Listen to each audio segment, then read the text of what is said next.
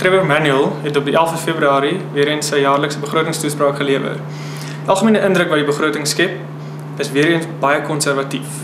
Spandering gaan verhoog word en Suid-Afrika gaan 'n begrotingstekort hê in die komende jaar. Dis iets wat gewoonlik as stimulerend geag word vir 'n ekonomie.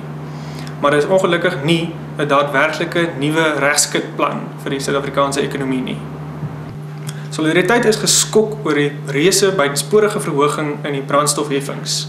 Dit styg in April hierdie jaar met meer as 40 sent per liter vir beide petrol en diesel.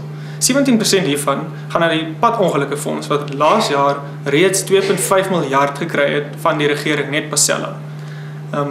Die regering se rede vir hierdie verhogings is dat dit kastig verbruik sal verlaag van petrol. Dit sal, omdat die prys hoër is, sal mense nou minder gebruik en dit sal lei tot verlaging in Suid-Afrika se koolstofvoetspoor. Nou, dit klink baie mooi, maar dit sal eenvoudig net nie gebeur nie.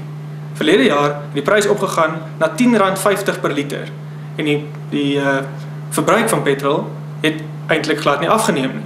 Die olieprys het al reeds gestyg van die begin van 2009 af en die rand het geval. Dit laat petrolpryse reeds styg.